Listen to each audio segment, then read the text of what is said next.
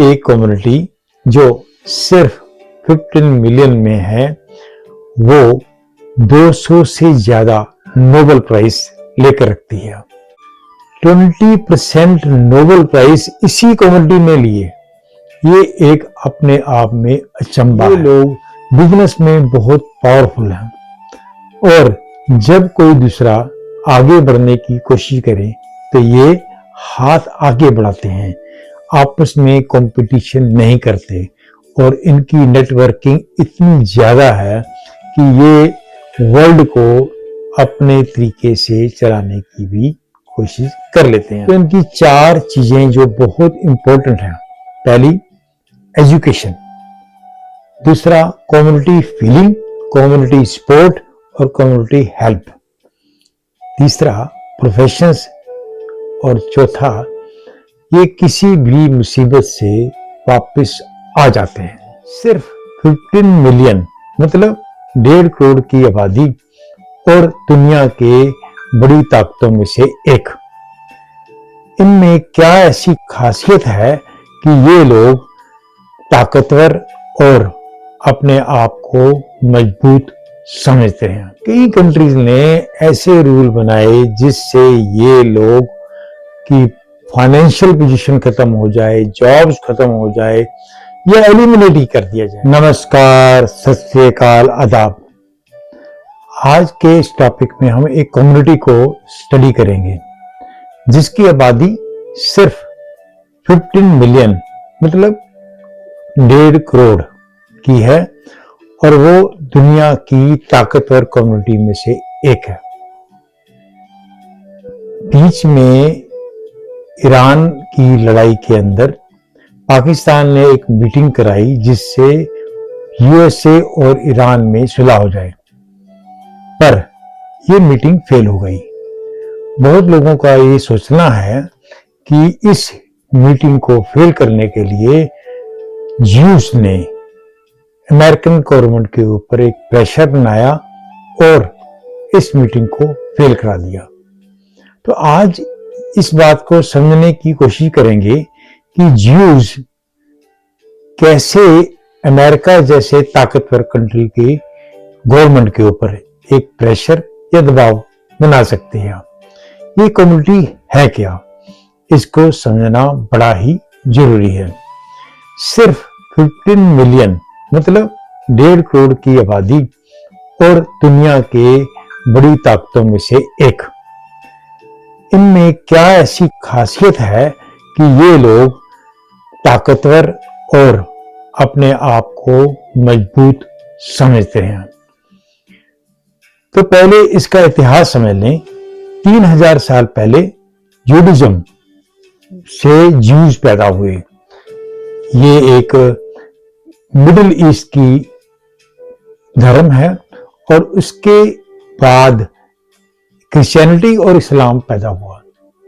ये सारे ही एक भगवान को मानने वाले हैं और ज्यूज किसी पिक्चर या मूर्तिवाद को नहीं मानते। वो ऐसे भगवान को मानते हैं जो इमेजलेस है, जिसकी कोई फॉर्मेशन नहीं बताई जा सकती। तो इसलिए इनकी प्रेयर्स भी बिल्कुल किसी पिक्चर या स्टैचू के सामने नहीं होती। ये अपनी एक होली बुक जिसे तनक कहते हैं उसको मानते हैं और उसको ही पाठ पूजा करते हैं। इनके पुजारी या इनके प्रीस्ट को रबी कहा जाता है। तो ये इनका बेसिकली एक धर्म के बारे में हम समझ लिया।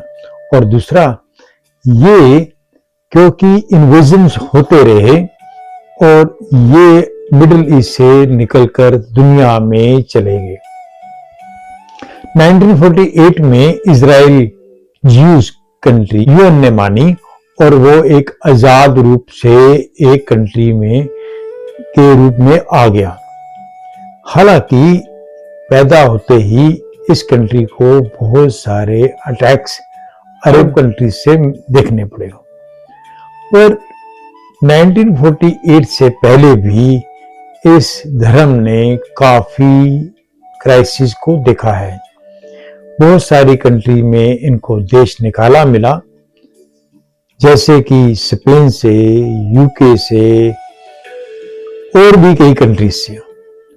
और जर्मनी में तो हद ही कर दी, सेकेंड वर्ल्ड वॉर में ये हॉलोकॉस्ट देखना पड़ा।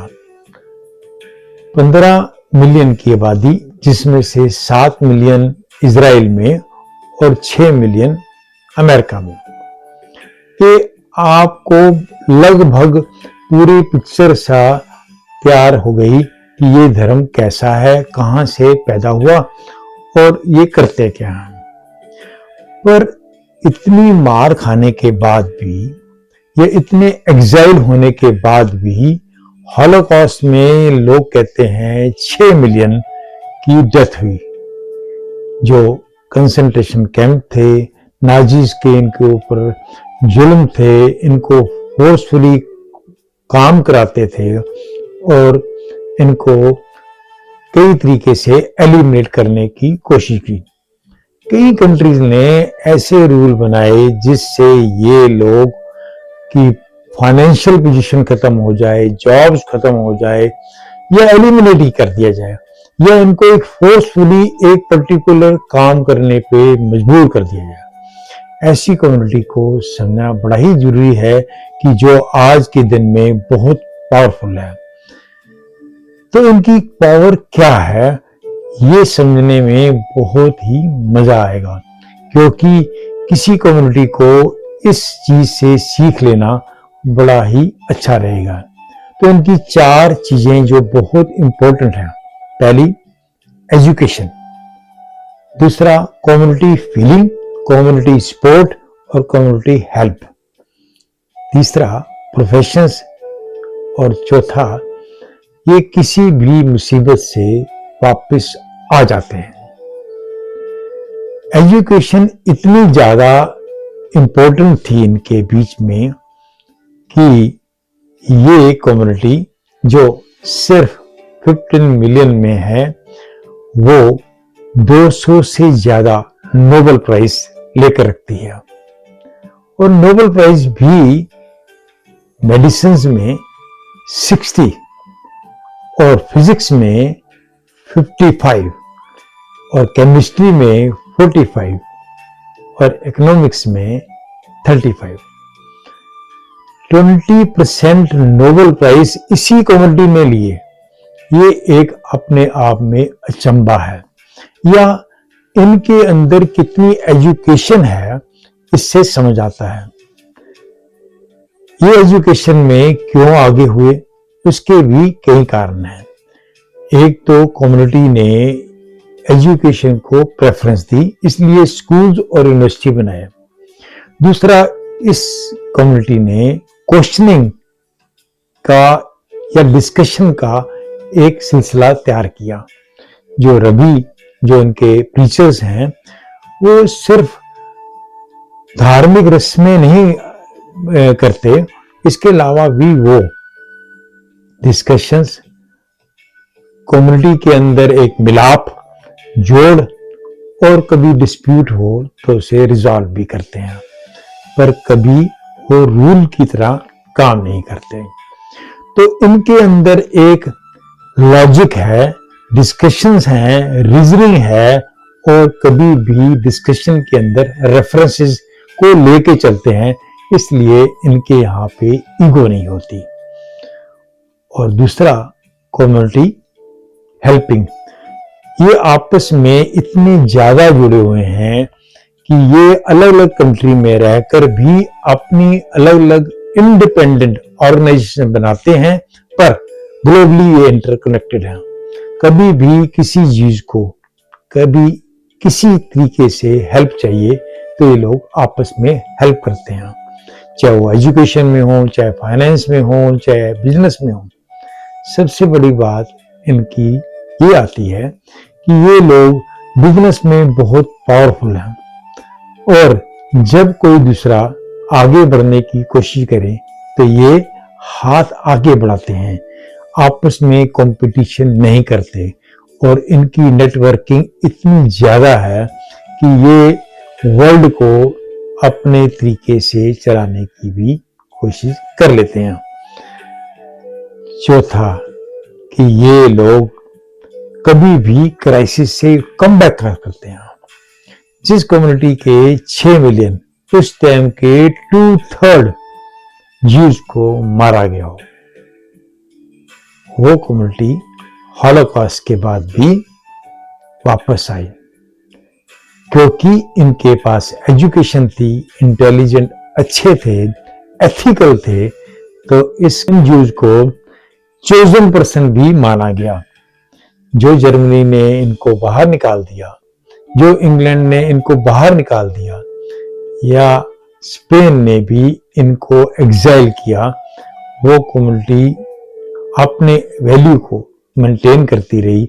और अमेरिका जैसे कंट्री में आज 6 मिलियन लोग हैं। 6 मिलियन मतलब 60 लाख। 60 लाख लोग इतने पावरफुल होंगे कि आज अमेरिका की इकोनॉमिक्स में इनका बहुत बड़ा रोल है। ये सिर्फ अमेरिका, इजराइल या और कंट्रीज में नहीं, हर कंट्री में छोटे छोटे हिस्सों में भी हों पाए जाते हैं। इंडिया में भी ये हैं, पर बहुत छोटी कम्युनिटी में। ऐसे कम्युनिटी जो आपस में प्यार रखती हो, जो पॉपुलेशन बढ़ने पर सिर्फ विश्वास ना रखती हो, सिर्फ पॉपुलेशन सर्वाइवल के लिए ये होनी चाहिए। और इनके टीचर्स रब्बी, जिन्हें 5-6 साल लगते हैं एक अपने आप को टीचर बनाने के लिए, उनका रोल बहुत ज्यादा है। इनकी एक और खासियत है, ये उस भगवान को मानते हैं जो इमेजलेस है, पर वो अपनी कम्युनिटी को भी बहुत करते हैं और फैमिली को बहुत ज्यादा टाइम देते हैं। इसलिए इनके यहाँ पे सबत एक सिस्टम है जो फ्राइडे सैटरडे इवनिंग से सैटरडे इवनिंग तक ये कोई काम नहीं करते, कोई बिजनेस नहीं करते, कोई लिखते नहीं, कोई फोन नहीं करते, इवन खाना भी नहीं बनाते। और ये पहले से ही खाना बनाकर उस दिन के लिए जिसे रेस्ट डे करते हैं और उस भगवान को मिलने की बात करते हैं। ये पूरा का पूरा वो दिन अपनी फैमिली, अपनी कम्युनिटी और अपने आप को देते हैं। ये एक बहुत ही अलग तरीके का सोच और सिस्टम है। ये अपनी वेशभूषा, अपनी लैंग्वेज को बहुत प्यार करते हैं। इसलिए कभी भी ज्यूज को देखो तो ज्यादातर वो एक छोटी स्कल के ऊपर कैप डालते हैं और ब्लैक हेड डालते हैं और लॉन्ग कोट पहनते हैं। लेडीज सिर को स्कार्फ डालती हैं। ये ऑर्थोडॉक्स भी हैं, मॉडरेट भी हैं और मॉडर्न भी हैं। फ्लेक्सिबिलिटी भी है और ये दूसरी कम्युनिटीज को अपने साथ एडजस्ट भी कर लेते हैं ज्यादातर, क्योंकि ये अपने सिस्टम को ज्यादा इंपॉर्टेंस देते हैं। इसलिए वो अपने कल्चरल या एजुकेशनल सेंटर्स के आसपास ही रहते हैं। दुनिया में कोई भी कम्युनिटी अगर एजुकेशन, रीजनिंग और ब्लाइंड फेथ ना करे तो ये कभी भी सक्सेसफुल हो सकते हैं। तो ज्यूज को समझते समझते हम अगली वीडियो में इंडिया के बहुत सारे रिलीजन जो इनसे सीखते हैं या इस जैसा बिहेव करते हैं या ऐसे ही हैं, इसको समझने की कोशिश करेंगे। आपको ये वीडियो कैसी लगी आप इस पे कमेंट कीजिए। अगर आपको ज्यूज के बारे में कुछ और पता हो तो आप इसको कमेंट बॉक्स में लिखिए। आप इसको सब्सक्राइब कीजिए, शेयर कीजिए, लाइक कीजिए। नमस्कार, आदाब, सत श्री अकाल।